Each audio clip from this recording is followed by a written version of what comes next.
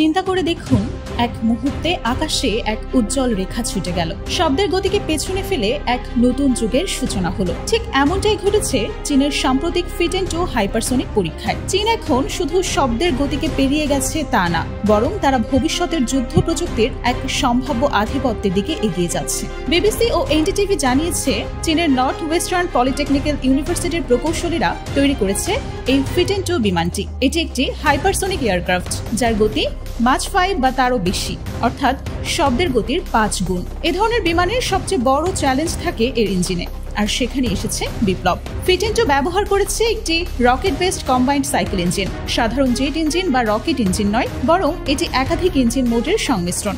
এতে রয়েছে rocket thrust এবং এয়ার ব্রিদিং সিস্টেম, যা প্রয়োজনে রকেটের মতো উঠতে পারে, আবার এয়ারক্রাফটের মতো গতি নিয়ন্ত্রণ করতেও সক্ষম। চমক এখানেই শেষ নয়, ইঞ্জিনটি চালিত হয়েছে কেরোসিন এবং হাইড্রোজেন পার অক্সাইডের মিশ্রণে, যা শুধুমাত্র শক্তিশালী নয়, বরং অত্যন্ত হালকা।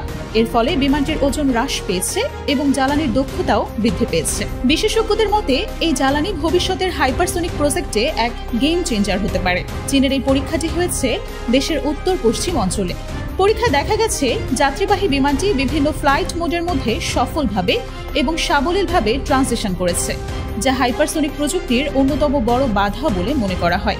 এর মানে হলো এই প্রযুক্তি শুধু গবেষণাগারে নয়, বাস্তব যুদ্ধ পরিস্থিতিতেও কার্যকর হতে পারে। এই সাফল্য শুধু প্রযুক্তিগত নয়, কূটনৈতিকও। হাইপারসনিক অস্ত্র নিয়ে এর আগে যুক্তরাষ্ট্র ও রাশিয়া প্রতিযোগিতায় ছিল।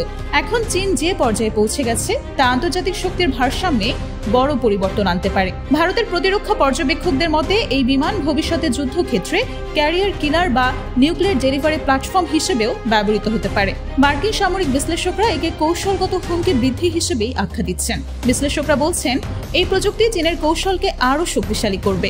দক্ষিণ চীন সাগর থেকে শুরু করে ভারত মহাসাগর পর্যন্ত চীন তার আধিপত্য বিস্তারের জন্য যে সামরিক অবস্থান নিচ্ছে, সেখানে ফিট-2 এর মতো হাইপারসনিক বিমানের গুরুত্ব অনেক বেশি। এটি চীনের ফিউচার ওয়ারফেয়ারে প্রবেশের সংকেত।